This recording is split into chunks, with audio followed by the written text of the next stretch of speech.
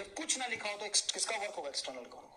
दूसरी बात, जब मान लो ये चेन नीचे लटका है और तुम पकड़ के इसको टेबल पे खींचना चाह रहे हो, तो टेबल को एकदम झटके से खींच दोगे कि धीरे धीरे खींचोगे? ऐसा नहीं कि लटका हुआ तुम ऐसा पकड़ के एकदम खींच दो, अब बोलो वर्क कितना हुआ। तो इस सवाल में लिखता नहीं है, कभी भी नहीं लिखेगा, लेकिन ये सवाल के नेचर से आपको समझना पड़ेगा कि वर्क स्लोली हुआ है। मतलब इसको हम हैंगिंग पार्ट को जो ऊपर हम जो खींच रहे हैं, work done in is slowly. कहां लिखा हुआ है? नहीं लिखेगा। ये सवाल इस तरह का एक ही बनता है कि जब भी चेयर लटका हुआ है तो उसको झटके से नहीं खींचते हैं, हम उसको धीरे धीरे खींचते हैं, तो स्लोली खींचेंगे। अब स्लोली खींचेंगे तो यहाँ पे कौन सा लॉ यूज होगा पता है? बाप माता बेटा बेटी। कौन सा? बाप माता बेटा बेटी। कौन सा? तो सबसे पहले बेटा यूज नहीं होगा। क्यों? क्योंकि कौन खींच रहा है? एक्सटर्नल। और एक्सटर्नल कैसा होता है? Non conservative. हम जो होते हैं ना, हम जो फोर्स लगाते हैं नॉन कंजर्वेटिव होता है। तो एक्सटर्नल कैसा होता है? Non conservative. हम नॉन कंजर्वेटिव है। अच्छा सर जी, आप नॉन कंजर्वेटिव? हाँ, हम नॉन कंजर्वेटिव है, इसीलिए सुनिएगा ध्यान से, हम नॉन कंजर्वेटिव है इसीलिए बेटा लगेगा नहीं। बेटी का वर्क डन सिंपल होता है, एक्सटर्नल एजेंट का work done final potential minus initial potential, that's it, simple. तो जब इनिशियली तुम देखोगे तो रेफरेंस यहां मानो, तो ये पूरा पार्ट का पोटेंशियल एनर्जी जीरो आएगा जो टेबल पे है। हाँ, और जो नीचे लटका उसका माइनस, कितना माइनस? तो m by n g into l by two n. क्यों? क्योंकि सेंटर ऑफ मास इस पूरे लेंथ के आधे पर होगा, पूरे लेंथ के आधे पर होगा, मतलब एल बाई एन का आधा। तो ये इनिशियल पोटेंशियल एनर्जी आ गया minus m G L by two N square. और फाइनली जब पूरा टेबल पर है तो पोटेंशियल एनर्जी जीरो। जब फाइनली पूरा टेबल पे है तो पोटेंशियल एनर्जी जीरो। तो फाइनल पोटेंशियल एनर्जी बोलिए जीरो, माइनस फॉर्मूले का। और इनिशियल कितना है? Minus m G L by two N square. तो ये आ गया तुम्हारा minus minus plus m G L by two N square. ये तुम्हारा टोटल वर्क डन आ गया M G L by two N square, M G L by two N square. देखो M G L by two N square, ये answer आ गया, खत्म। बोलो मजा आया कि नहीं? हाँ सर, आधा सेंटर ऑफ मास लेता था तो ऑब्वियस बात है कि टू का फैक्टर नीचे आना चाहिए। देखिए ऑप्शन में टू का फैक्टर नीचे, खत्म। क्योंकि देखो जितने लेंथ पर तुम्हारा सेंटर ऑफ मास है उसके सॉरी जितना टोटल लेंथ है उसके आधे पर ही तो सेंटर ऑफ मास होगा, तो एल बाई टू एन लेना पड़ेगा। और फाइनली टेबल पर है सारा, final cable is on table, cable is on table, is on table. तो सारा टेबल पे है तो फाइनल पोटेंशियल जीरो, इनिशियल इतना रख दिया। अब तुम बोलोगे सर इसका वर्क एनर्जी थ्योरम यूज कैसे क्यों नहीं किया? तो इसमें वर्क एनर्जी थ्योरम यूज करके ना फंस जाओगे, क्योंकि काइनेटिक एनर्जी चेंज हो रहा नहीं है तो काइनेटिक एनर्जी तुमको चेंज मिलेगा नहीं। एक्सटर्नल का वर्क डन कंजर्वेटिव के वर्क डन बराबर होगा, तो तुम लिख सकते हो ग्रेविटी का वर्क डन। ग्रेविटी का वर्क डन इसको यहां से यहां तक ले जाने में, तो पॉइंट मास तो है नहीं, एक्सटेंडेड मास है, तो ग्रेविटी का वर्क इंटीग्रेट करके लाना पड़ेगा। ग्रेविटी का वर्क कैसे लाना पड़ेगा? इंटीग्रेट करके लाना पड़ेगा, ठीक है। एमा स्टार से किया मैंने कि आधा अगर नीचे होता तो कितना पोटेंशियल एनर्जी होता? आधा पे होता 8 देख रहे हो कितना तेज बन रहा है। यहाँ पे एमा स्टार लगा रहा है कि एन अगर 2 होता मतलब आधा पार्ट नीचे होता तो पोटेंशियल एनर्जी में आता एम जी एच, तो वर्क डन आना चाहिए था एम जी एच बाई 8। कर सकते हैं ऐसे भी, एम जी एच बाई 8 आना चाहिए था, क्योंकि आधे में हमने लिखा था ना, आधे में नहीं लिखा था एम जी एच बाई 8। तो एन को 2 पुट करने पे एम जी एच बाई 8 आना चाहिए, और एक ही ऑप्शन में आएगा।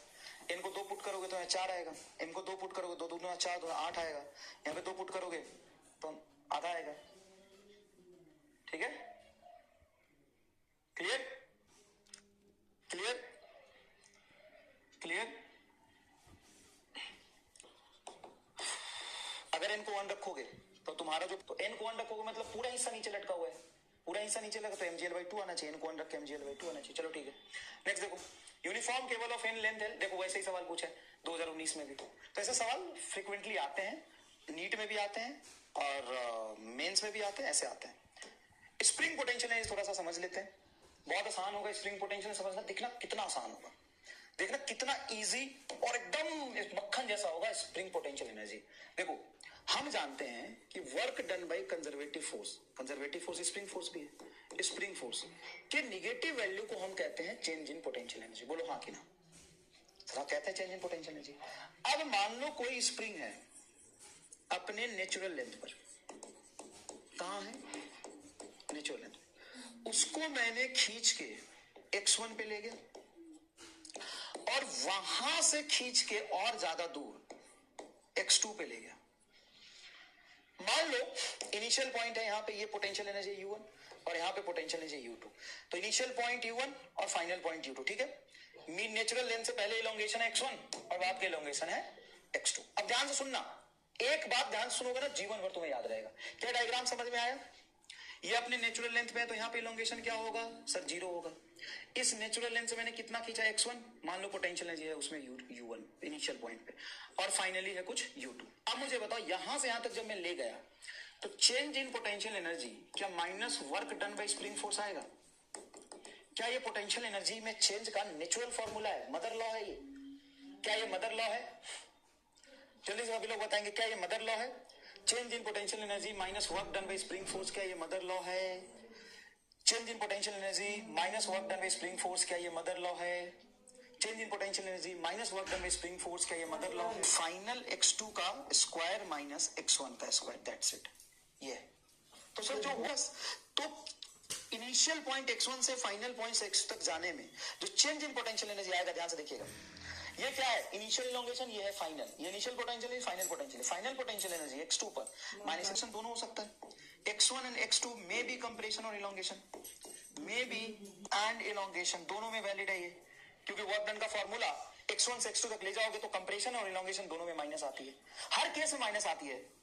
कुछ भी करो तुम बस इतना याद रखना, ये इनिशियल है और ये फाइनल है, उस केस में ये इनिशियल पोजीशन है, ये फाइनल पोजीशन, दैट्स इट। इसी में अगर मैं लिखूं इफ x1 इज 0 मतलब नेचुरल लेंथ पर है, x1 0 मतलब सर नेचुरल लेंथ पर, तो जब ना स्प्रिंग खींचा है ना दबा है, तो मेन वहीं पे रेफरेंस आपको मानना चाहिए, मेन वहीं पे रेफरेंस हमको क्या करना चाहिए? मानना चाहिए। तो x1 को 0 रखने पे U1 0 आ जाएगा, तो क्या बचेगा? U2, Ux2 बराबर हाफ के x2 का स्क्वायर माइनस 0, अगर x1 को 0 रख दिया, मतलब किसी भी x पर पोटेंशियल एनर्जी तुम्हारा होता है हाफ के x स्क्वायर। तो जहां पे x क्या है सर? कंप्रेशन, कंप्रेशन, या x क्या है? इलोंगेशन। तो कंप्रेशन और इलोंगेशन कहां से? From mean position. तो मीन पोजीशन से आप कंप्रेशन और इलोंगेशन कुछ भी लो, मीन पोजीशन से आप कंप्रेशन और इलोंगेशन कुछ भी लेते हो, तो पोटेंशियल एनर्जी उसमें स्टोर होता है हाफ के x स्क्वायर। तो सिंपल सा है पोटेंशियल एनर्जी का formula. Change in potential energy का फॉर्मूला क्या होगा सर? फाइनल माइनस इनिशियल बराबर हाफ के फाइनल का स्क्वायर माइनस इनिशियल का स्क्वायर। किसी x पर क्या होगा? किसी x पर ये होगा, किसी x पर ये होगा। देखो सिंपल है। अब पोटेंशियल एनर्जी और इलोंगेशन का ग्राफ नीट में कई बार पूछते हैं, u वर्सेस x का ग्राफ। तो u वर्सेस x का ग्राफ कैसा होगा जरा बताना? पोटेंशियल एनर्जी वर्सेस x का graph, spring potential energy, potential energy versus x का ग्राफ कैसा होगा sir? Potential energy versus x का graph f square by k। अब यहाँ पे एक इंटरेस्टिंग चीज निकलती है, क्या? किस स्प्रिंग में ज्यादा पोटेंशियल स्टोर होगा? जिसका k ज्यादा होगा उसमें कि k कम होगा उसमें? जैसे मान लो मैं यहाँ पर पोटेंशियल एनर्जी वर्सेस k का ग्राफ बनाऊं, पोटेंशियल एनर्जी वर्सेस k का ग्राफ बनाऊं, पोटेंशियल एनर्जी वर्सेस k का ग्राफ बनाऊं, तो ऐसा बनाऊं कि ऐसा बनाऊं? कैसा बनाऊं? पोटेंशियल एनर्जी वर्सेस k का ग्राफ कैसा बनाऊं? तो दोनों सही है।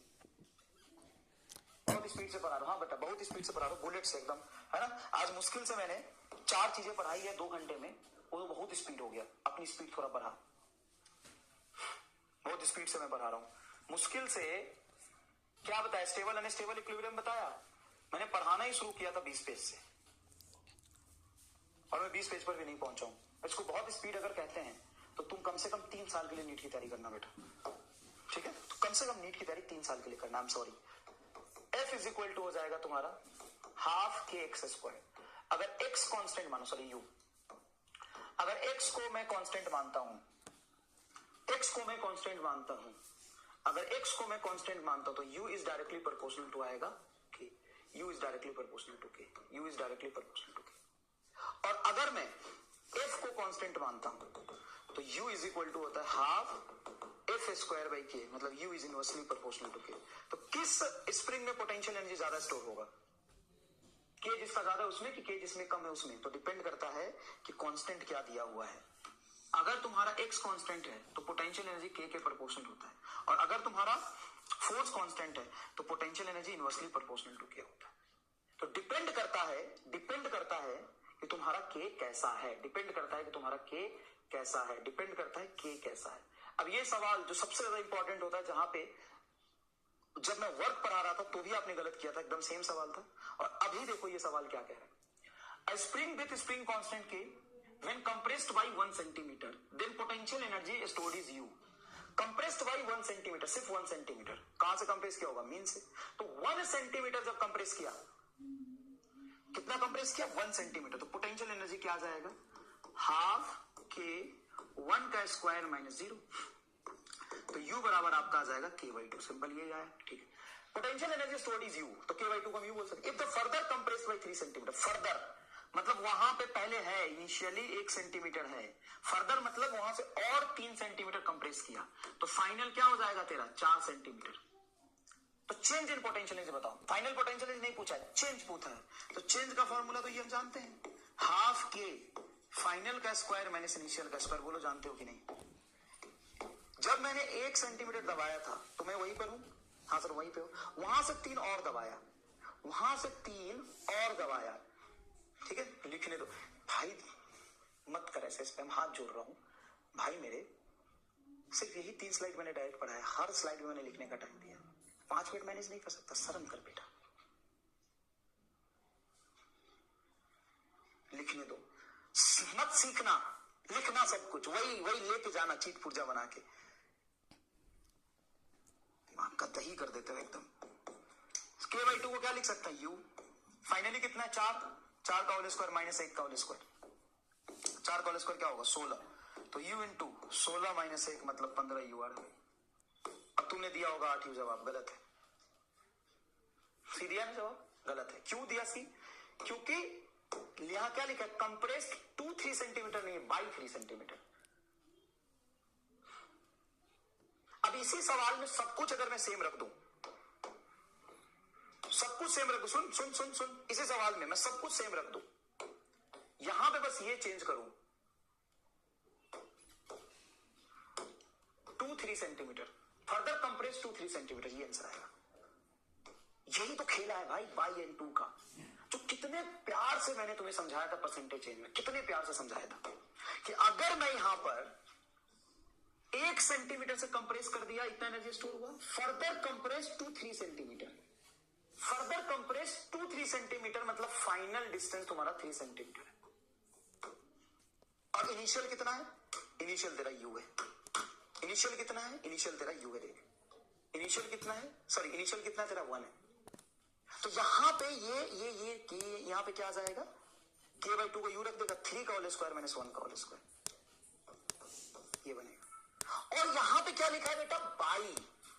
बाई 3 सेंटीमीटर, मतलब 1 था और बाई 3 और किया, तो फाइनल क्या होगा? 4। अगर समझ में आ गया तो कमेंट बॉक्स में आग लगा दो कि हाँ सर बात तो ये वाला बहुत अच्छे समझ आया सर जी। ये 2-3 क्वेश्चन है, इसको ट्राई करिएगा, बहुत इजी है, इसको ट्राई करिएगा।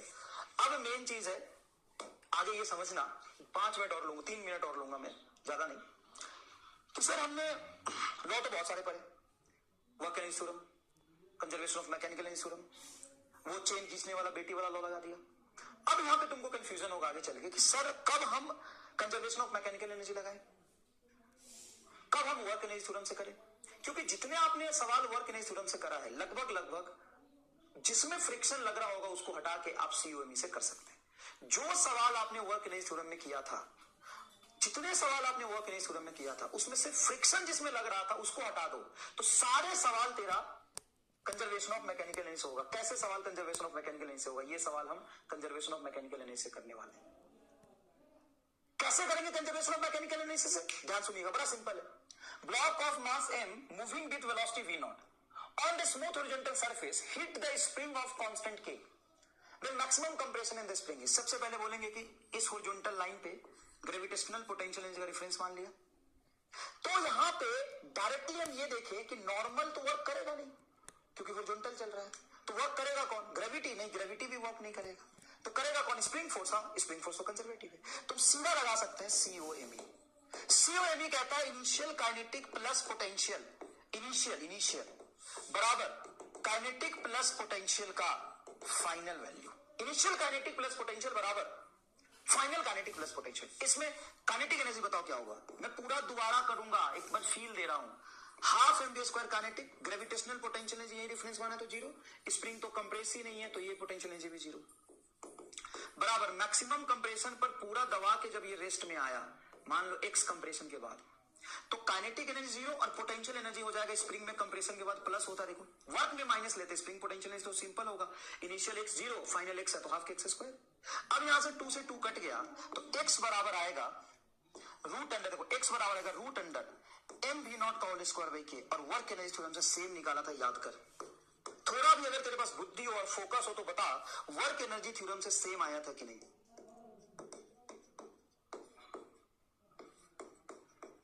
वर्क एनर्जी थ्योरम से सेम आया था कि नहीं। हाँ, तो उसके बाद हमने फ्रिक्शन भी लिया था, यहां नहीं ले सकते। यहां पे अगर फ्रिक्शन होता तो सीओमी से नहीं करते, यहां पे अगर फ्रिक्शन होता तो सीओमी से नहीं करते। तो क्या जितने भी सवाल हमने वर्क एनर्जी थ्योरम से किया है सब सीओमी से होगा? नहीं, सब नहीं होगा। जहां पे फ्रिक्शन इन्वॉल्व था, फ्रिक्शन वर्क कर रहा था, वो नहीं होगा। अब ये भी सवाल जैसे एम मास के ऑब्जेक्ट को यहां से रिलीज किया, ये एच हाइट नीचे स्प्रिंग है, तो स्प्रिंग में मैक्सिमम कंप्रेशन बताओ कितना है, work done by air, friction अगर नहीं है तो डायरेक्टली सीओमी से होगा, ये डायरेक्टली सीओमी से होगा। ये सवाल देखो, ये सवाल हम सीओमी से करेंगे। जहां पे फ्रिक्शन इन्वॉल्व नहीं हो तो सारे सवाल हम किससे करेंगे? सीओमी से करेंगे। तो सबसे इंपॉर्टेंट होता है हम डिसाइड कैसे करेंगे कि सवाल को अप्रोच किससे करना, डिसाइड कैसे करेंगे। तो बेसिक बात है, थोड़ा समझने की कोशिश करना, एकदम बेसिक बात है, थोड़ा समझने की कोशिश करना। एमा star box for question solving, बहुत बेसिक बात है कि जब भी तुम्हारे पास वर्क एनर्जी पावर का सवाल आएगा तो सवाल को पढ़ के पहले ये डिसाइड करोगे कि उसमें टोटल फोर्स कितने लग रहे हैं, टोटल नंबर ऑफ फोर्स कितने लग रहे हैं। देखो, identify all the forces acting on the object, total उस पर फोर्स कितने लग रहे हैं वो देखो, नॉर्मल लग रहा है, टेंशन लग रहा है, ग्रेविटी लग रहा है, फ्रिक्शन लग रहा है, स्प्रिंग फोर्स लग रहा है, कितने इन्वॉल्व है। उसके बाद देखो, find nature of work done by each force, find nature of work done by each force, सारे फोर्स का नेचर देखो, किसका वर्क डन जीरो है, किसका पॉजिटिव है, किसका निगेटिव है, positive negative and zero. Nature मतलब सिर्फ positive negative and zero. If work done by non conservative force is zero, अगर फ्रिक्शन का वर्क डन जीरो है, टेंशन का वर्क डन जीरो है, work done by non conservative force is zero. अगर work done by non conservative force क्या आ रहा है तुम्हारा? जीरो आ रहा है, तो अप्लाई सीओएमई। अगर नॉन कंजर्वेटिव फोर्स जीरो लगा है मतलब नॉन कंजर्वेटिव फोर्स का work done, non conservative force का वर्क डन जीरो मतलब फ्रिक्शन का वर्क डन जीरो। जैसे उसमें हमारा वर्क डन जीरो, हम तुम भी एक्सटर्नल एजेंट जो इन्वॉल्व होता है ना, वही नॉन कंजर्वेटिव फोर्स होता है, वो भी जीरो। नॉर्मल का वर्क डन जीरो, टेंशन का वर्क डन जीरो। जब ये सब जीरो है ना तो डायरेक्टली तुम क्या लगा सकते हो? सीओमी। डायरेक्टली क्या लगा सकते हो? COM. If work done by sir हम सीओमी नहीं लगाएंगे, हम वर्क एनर्जी थ्योरम लगाएंगे, तो लगा ले। वर्क एनर्जी थ्योरम बात तो हमेशा अवेलेबल रहता है, बात तो हमेशा अवेलेबल रहता है। If work done by non conservative force is not equal to zero, then apply work energy theorem. अगर non conservative force not equal to zero मतलब ऐसे जैसे चेन वाला सवाल था, चेन को ऊपर खींच रहे हैं या फ्रिक्शन प्रेजेंट है, तो वहां पे आप सीओमी नहीं लगा सकते, वहां पे ओनली वर्क एनर्जी थ्योरम लगा सकते। यहां दोनों लगेगा, यहां पे दोनों लगेगा, लेकिन यहां पे क्या लगेगा?